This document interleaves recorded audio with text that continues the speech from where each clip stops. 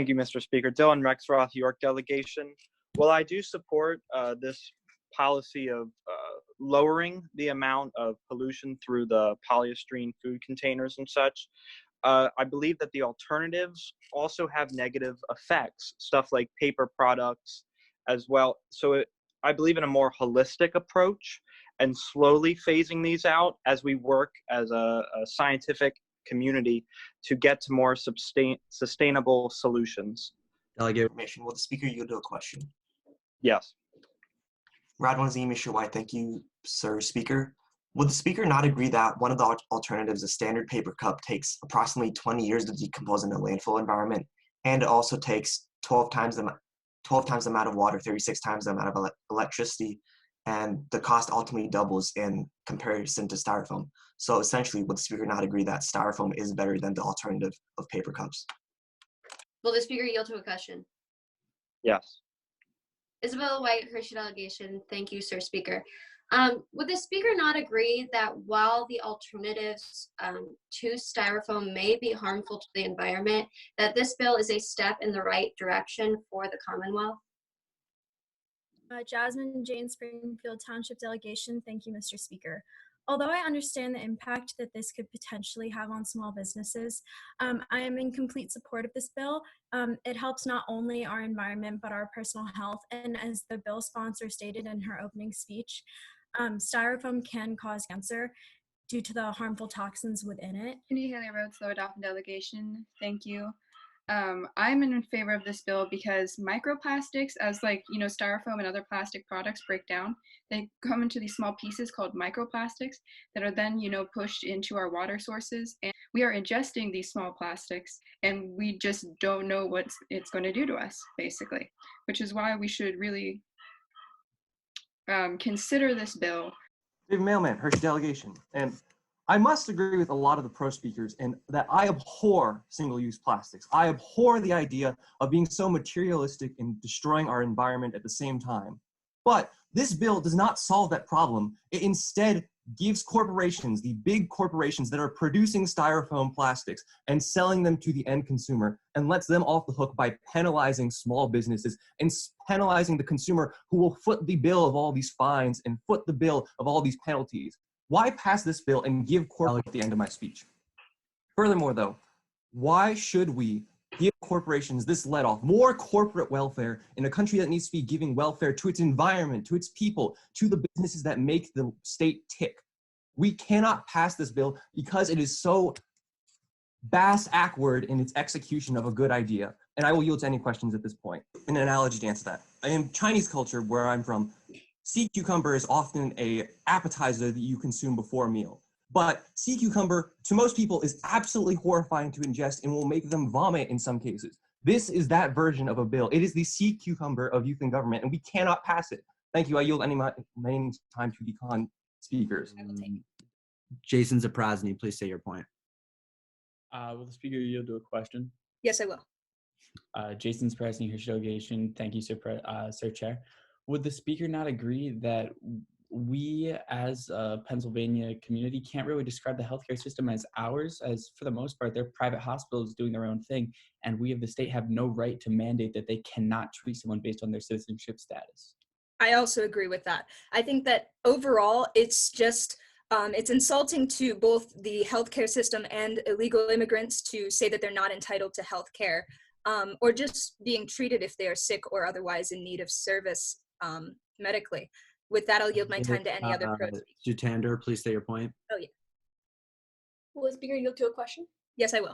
Will the speaker not agree that it's already federal mandate that hospitals have to treat illegal immigrants, regardless of citizenship, if they show up in the emergency room? Yes, I will agree. At the end of the day, even on the federal level, it is agreed that people are entitled to health care regardless of status. With that, I will yield to any other pro speaker. Fargoshi Schneider delegation. Thank you, Mr. Speaker. I just have to say, why are we discriminating health and life? This is just something that's just not even a constitutional right. It's just a human right. It's even if you're not even protected by this law, by the country itself. Life is life. It's not. This is not a debate of Jason, pro or con. All right, This is delegate, like, time for debate has elapsed, or for pro debate has elapsed. Seeing this is now in order to move to 2 minutes of con debate. Are there any such speakers at this time? Chair Canoke will not delegation. Thank you, Sir Chair. I will not yield to any questions till my end of my speech. I have a problem with this piece of legislation. This problem I have is in line 65, where it states, includingly in the Commonwealth of Pennsylvania, all hospitals shall fall under the same regulations as sanctuary cities in order to protect undocumented immigrants from deportation or prosecution. This right here is forcing cities, even though it's only hospitals, to house illegal immigrants, whether they like it or not, or if anybody's comfortable with it. Not only is this unconstitutional, but some people would not feel comfortable with some illegal immigrants just sitting there in hospitals, with not being raped, and not only this bill would also cause an increase in crime rate because there's actually a link between crime rate and sanctuary cities. For example, in Phoenix, Arizona, in the year 2007, there were over 500 crimes committed with a law very similar to what is being presented. Then in 2008, Phoenix officials took a vote to reverse that law, and there were only about 350 crimes committed in the city of Phoenix. That being said, even with hospitals only being under these regulations, there's still a link between undocumented immigrants and crime rate. And if we let this pass, this will be a potential warning at. Would the speaker not agree that this bill simply protects the lives over the backgrounds of people, which is far more important? It does, but we should be concerned about protecting American lives over undocumented illegal aliens. Zach Thompson, Rosie Schneider delegation. Thank you, Sir Speaker. Would the speaker not agree that this doesn't put cities under the guise of sanctuary city laws, simply hospitals under the same methodology of what a sanctuary city would do? I would have to disagree because there's clearly some confusion with line 65, as you just stated. I'd like to address this point. It's actually in favor of Americans in order to pass this law because, you take diseases like the coronavirus. If we're able to identify them quickly and isolate them, we can prevent widespread epidemics and pandemics such as the ones we're facing now. So if immigrants are afraid to go to the hospital and not get that care, to isolate those diseases, we could have a serious situation just like the one we're facing right now, all because we said, just because you're an illegal immigrant, you do not have the right to step foot in our hospitals. Rosie Schneider delegation. Thank you, Mr. Speaker. I'd like to address a point brought up by another delegate. Sanctuary cities actually, on average, do not increase crime. There's actually lower rates of crime in cities that have sanctuary policies. Legal immigrants, there's no correlation to an increased crime rate. But that's not really the point here because this is talking about hospitals specifically. Lower Dauphin delegation. Thank you, Sir Chair. So to start this out, the illegal immigrants are allowed to get treatment, but what this bill is trying to say is that ICE can't detain them and deport them post-treatment, which is the part of the bill that I actually disagree with, because to do that, you would have to basically break the laws of our own country by not letting someone who has committed a crime be punished for the crime that they have committed. So essentially, this would be the equivalent of in a police chase, if somebody was harmed during that and they go into the hospital and then afterwards they would just be released, which doesn't happen to any other crime. Mazurkevich, Somerset delegation. Thank you, Sir Speaker. I fundamentally disagree with some of the other con speakers' points on this. I think that many students today live in constant fear of being in a school shooting. I think that having a gun in the classroom in the hands of a responsible teacher will actually make students feel at ease. Last year, when there was a string of school shootings, many students in my school personally felt active fear just being in the classroom. I think that a gun in the hands of a responsible teacher will put more students at ease than a gun in the hands of a foreign attacker. Other than that, it also... Question. Delegate Verma, please say your point. Hershey delegation. Would the speaker not agree that by presenting a gun in a classroom that it would put more students on on tilt, and knowing that there would be another gun within the school building with the teacher who's allowed to use it would not make the students feel reassured but feel even more nervous? I disagree with that because teachers have to be responsible to pass through this TAPS program, and many students already are in fear of being in a school shooting. I think that having a gun in the classroom in the hands of a responsible teacher who's trusted and has passed the program will put students at ease because they'll feel more protected. Thank you, and I yield my time to any other pro speaker. Our versus Santa Cruz Center delegation. Thank you, sir speaker. Real quickly, people are discussing whether or not students will feel safe or not. It doesn't matter. On line 276, it says teachers or administrators must not disclose to students who or who are not armed at any given time. Faculty is allowed to discuss with each other. So the whole discussion doesn't even matter. And overall, I think this is the right move because it's not up to the student's decision whether or not there should be guns in the facility. It's up for the faculty staff to decide whether or not we should have guns in the building. And overall, having students be innocent of this and not realizing this, I think is overall a good safety measure because it's not a thing that they're concerned about and not that they're thinking about. Thank you. McCartney, Boyertown West Delegation. Thank you, sir speaker. Teachers are trained to educate the youth of America in a safe and supporting environment. Arming teachers with guns would cause anxiety and fear among students and parents in the community, as well as the teachers. Someone who's not a security guard or something similar, even with training and preparation, in a moment where someone is threatening to shoot you or your students, people who they care about very much, there's no way to fully prepare for that moment and be ready for what may come. Hirsch delegation. Thank you, sir speaker. According to AP News, accidental shootings occur every year at law enforcement agencies within America. If trained individuals regularly have mishaps with their guns, how can we expect the same not to hold true for much less trained individuals? Furthermore, a major concern of the PA government is to ensure the comfort of its citizens. I can speak from personal experience that I feel vastly more uncomfortable around people possibly armed than without. Duncan Lowerdoff in delegation. Thank you, Sir Chair. Person A and Person B both undergo the exact same hours, regulations, and types of training. Person A becomes a teacher and Person B becomes a law enforcement officer. Person A is in the same building as an active shooter. Are we going to wait for the officer? Or are we going to send a teacher who's trained the exact same way to handle it sooner and save lives? Regarding the cons brought up in debate, there is, yes, if you believe there is a stigma around it and parents wouldn't be okay with their children to be in that system, school, in the first part of regulation, schools are allowed to opt into this. They aren't supposed, they're opting into this as a choice. So if they don't feel comfortable, they don't have to do it. Dylan Shapiro, Obama delegation. Thank you, Madam President. I stand in firm support of this legislation because of a very simple reason. It works. The United Kingdom instituted a law very similar to this one. And this year they had, last year, they had the lowest carbon emissions of any year since before the Industrial Revolution. That is staggering. The fact is that this is a perfect solution. It doesn't put a stranglehold on the economy. It works by changing business incentives so that we are... Look at Stan, please state your point.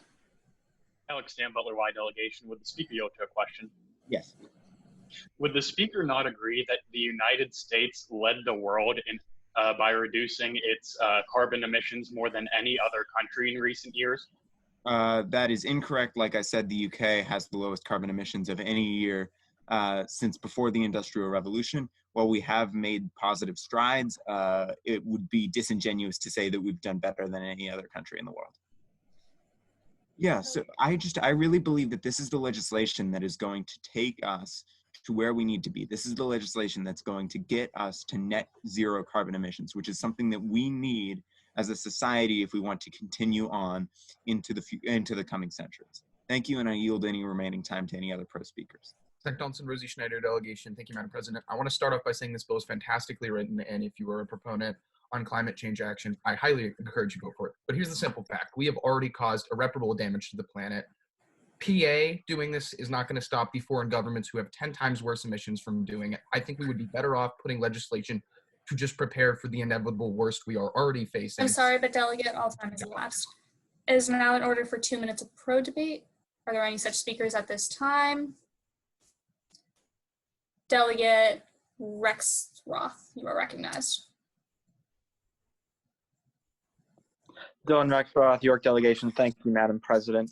I'd like to address 3 points. So first, Nobel Prize winning economist Bill Northrop, he's actually shown that a carbon tax is the most effective way to fight carbon emissions and fight climate change in the world. I believe that any step that we can take is a good step, regardless of that impact.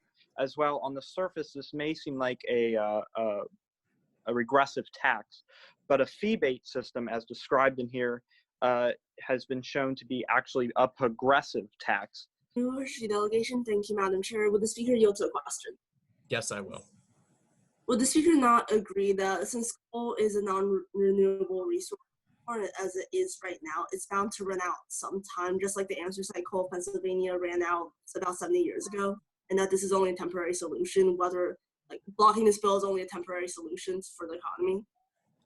I would agree that coal is going to run out someday, but the economic effects that this bill will have will be dreadful. Has a job, so this person's already getting paid a lot of money. And to second that point, most doctors do not get paid by the government itself. Doctors get paid by the company or the doctor's office that they work for. So adding this much I'm money. sorry, Delegate, all of your time has elapsed. It is now in order to move into our first session of pro debate. Are there any pro speakers at this time? Bentley Sharma, Hershey delegation. Thank you, Supreme Leader.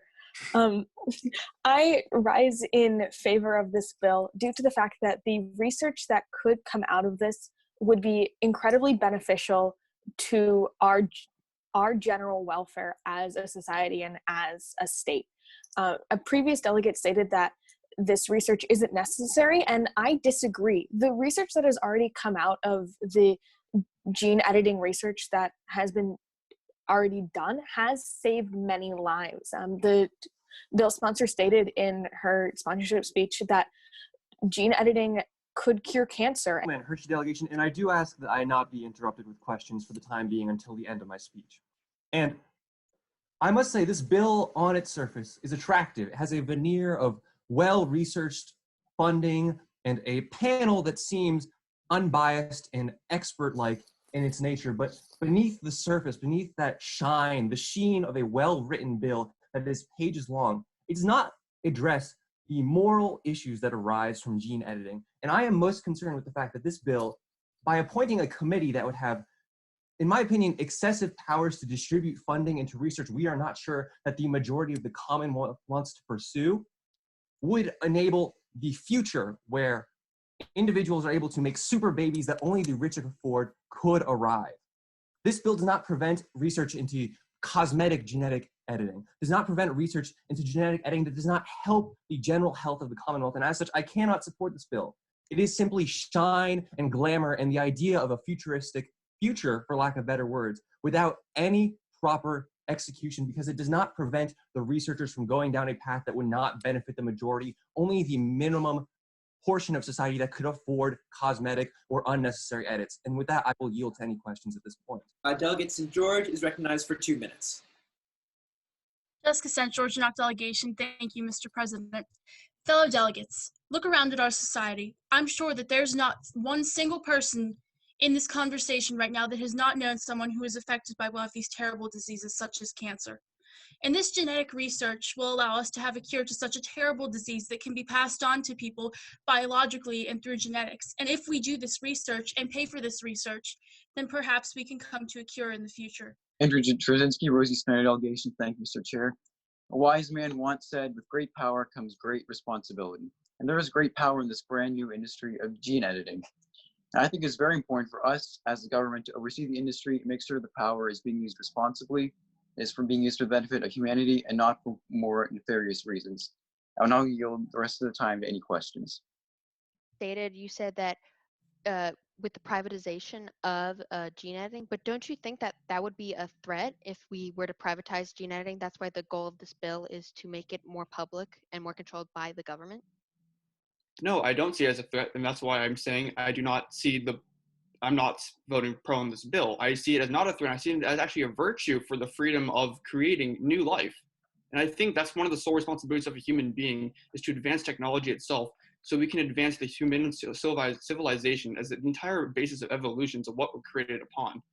Thank you. I yield the rest of my 10 minutes of pro speaker. That we can gloss over the absurdity of that argument to the people who are the victims, who are the family member of the victims, who are the friends and employers and employees of the victims, is beyond comprehensible. As such, we cannot buy into such, for lack of a better word, nonsensical arguments At this point, I'll yield to any questions, but I really hope there aren't any. Asa Singh, Obama delegation. Thank you, sir. So I fundamentally disagree with this bill, not because of the intent. The intent is fine, but because of two fundamental flaws. Delegates, I'd like you all to turn your attention to lines 129 and 130, which states the state is mandated to do this regardless of actions by the federal government banning or restricting de-escalation or conflict management training. Delegates, state law can't trump federal law, rendering this clause simply, for lack of a better word, nonsense. And on lines 163 and 164, it says, the state is authorized to seek out and accept donations from private organizations to Delegate aid. Shapiro, please state your point. Speaker yields a question. I will. Dylan Shapiro, Obama delegation. Thank you, Sir Chair. Is the Speaker aware that in cases of law enforcement, which is a state and local issue, in fact, state and local law has precedence over federal law in those cases? All right, but it says regardless of action by the federal government, any action. Hershey delegation. Thank you, Sir Speaker. Police officers, they're law enforcement. They're here to protect us, but they're also here to protect themselves. I do know that there are statistics of people that are not targeted. They are seen as more of a threat because of the skin color. Will the speaker yield to a question? At the end of my point. To continue, police officers, they're there to protect us, but yes, they also need to protect themselves in the line of duty. Many people, when police officers do approach them, if they are mentally ill, they might not be able to respond. And with that, I will now pass it over to the Blue Lieutenant Governor, Devon Mungle-Murty, for our final bill of the 2020 Model Convention. Thank you, Mr. Speaker. All right, let's paste some smiles on those frowning faces. We have one bill left. Would the Secretary please read the bill title and purpose? Absolutely. The bill title is Not Your Mascots Act, and the purpose is to foster a more culturally sensitive depiction and attitude towards Native Americans in the Commonwealth of Pennsylvania. Zach Donaldson, Rosie Schneider delegation. Thank you, Mr. President. Depicted on the flags and logos of Coachella Valley High School in Southern Cal was a hook-nosed, scraggly bearded man who wore a headscarf and worked alongside a belly dancing genie. They called themselves the Mighty Arabs. Taken aback by branding that endorsed the twisted Hollywood misconceptions of Middle Eastern culture, several anti-discrimination groups took it to the school board to rebrand the mascot into a respectable depiction and won. If we can recognize this mascot as offensive, I ask, why do we continue to allow names like the Chicago Blackhawks, the Cleveland Indians, and the Washington Redskins to thrive? Why is it that Hollywood continues to perpetrate the first peoples of America as bronze-skinned, long-haired, and illiterate tribal men and women? Why is the calling card of an entire group decided to be a tomahawk, a weapon of war? These logos caused such a stir that the American Psychological Association called for the immediate expulsion of all Indigenous branding in 2005 because it constituted a significant disturbance to the learning environment of Native American youths and affirmed negative stereotypes. Native American culture is not something to be dismissed, and it's not something to be characterized. Yet the Commonwealth of Pennsylvania has stood complacent and perpetrated falsehoods, mental health complications, and offensive cultural customs by standing silently by and allowing sports logos of Indigenous peoples to thrive at public high schools in Pennsylvania. My bill aims to end this nasty cultural stigma by immediately calling for the retirement of all Native American logos associated with public schools. While I recognize the provisions of this legislation will not be able to paint over every caricatured tribal man and woman and take every piece of misguided merchandise off the shelves, I believe it is a crucial and necessary first step in repaying the debts we owe to the first peoples of our land. The American government has taken away the land, lives, and livelihood of so many Indigenous people. Let us at least give them the rights to their culture back. Thank you. I yield my time to the remainder of my summation. Joe Macknock High School delegation. Thank you, Mr. President. Delegates, so the bill author mentioned the Washington Redskins in his authorship speech. So I just want to cite an excerpt of a letter written by Washington Redskins owner Dan Snyder about why he argues his team should keep his mascot and his names as is. So owner Snyder says, end quote, "It is a symbol of everything we stand for: strength, courage, pride, and respect. The same values we know guide Native Americans," end quote. Quote, "I've listened carefully to the commentary and perspectives on all sides, and I respect the feelings of those who are offended by the team name, but I hope I will not yield to any questions till the end of my speech. Thank you. As I was saying, Mr. Snyder also says, but I hope such individuals also try to respect what the name means, not only for all of us in extending the Washington Redskins family, but among Native Americans too, end quote.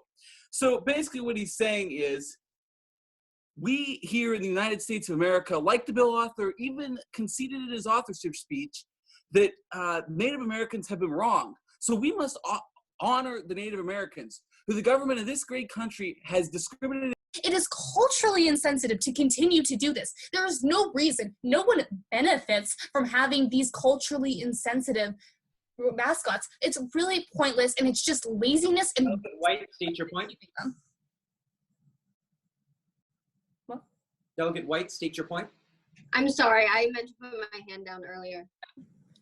But yeah, basically the only reason we still have these is because we stole land from Native Americans, and we've had a history of racism, and every year we refuse to stop that history of racism, and I say the buck stops here. Joe state your point. Will the speaker yield to a question? Will the speaker Yeah. yield? Joe Canoco, Knock delegation. Thank you, Sir Chair. Does the speaker know how much it costs for a rebranding of a high school logo and district? I would respond to the speaker by saying, does the speaker know how much it costs in the years of trauma that the white settlers have caused the Native Americans over the years by taking their land, their culture, by making them feel like crap? It is awful, and we need to repay these people by at least not making a mockery of their race. Thank you. I yield my time to any other pro-speakers. Of Ms. Rosie Snyder delegation. Thank you, Mr. President. I'd like to start off by saying that my school has Raider as its logo, and it's frankly embarrassing to see every Friday night in the fall a white kid dress up with these huge feathers, war paint, fake brown deerskin, run around the field screaming and chanting while everybody just goes, ugh.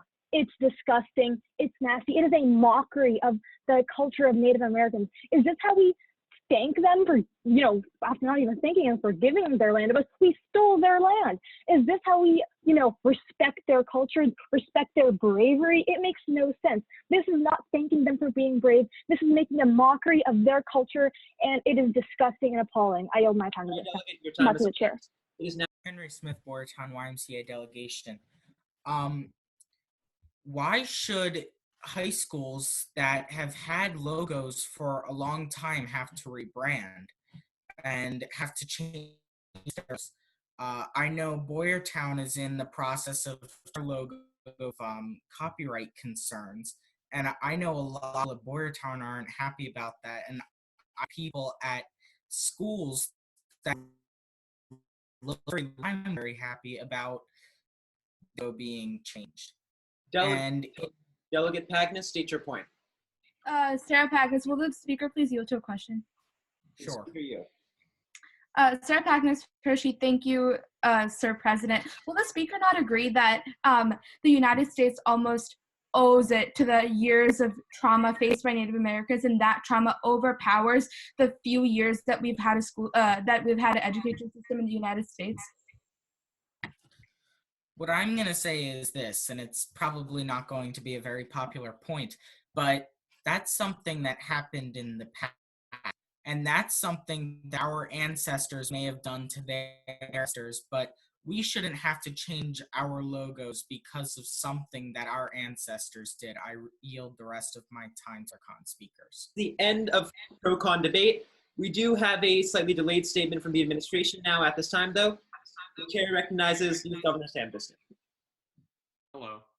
This is not, Sam Bisno, Obama delegation. We did not plan for this, but I just wanted to speak on this bill and address a few questions that I've heard. The first one was, did the previous speaker know how much it takes to rebrand a high school? I don't. My guess would be maybe $1,000, $10,000, $50,000 seems like a stretch. How much wealth has the United States stolen from Native Americans over its history? In 2016, the federal government paid out $500 million in reparations, and that was only a start. My guess is it probably doesn't cost that much to rebrand. Another question was, well, why should we have to rebrand now? Because it's not 1492 anymore, because it's not 1850 anymore, because it's not 1950 anymore, because it's 2020. We are in a period of unprecedented civil rights in the United States, and it's about time that our schools, our places where we educate the future generations, start falling in line with it. that concludes the legislative aspect of this session. Thank you so much for participating. I'll hand it over to the youth governor now for some final remarks. Again, thank you so much for participating. 4 years ago when I started doing this, I don't think I would have ever expected or anticipated this, but it's been a real pleasure. Hi, everyone. So we had initially planned to have some closing statements from presiding officers, but given that it's 5 o'clock, we don't want to take up any more time. So what we're planning to do is sit down as presiding officers and have a video call and record it, where we just sort of share our thoughts and our reflections on the year. And we'll make that available if you guys are interested in that. But I just briefly want to say, none of the bills that we passed here today are official, even in YAG, but none of the bills that we ever pass are official. And that's really not what this program has ever been about. It's been about teaching us how to come together with objectives and solve problems. And when the next COVID-19 comes around and we're in power, we're going to use those skills. So thank you so much for being here today and for practicing and exercising those skills.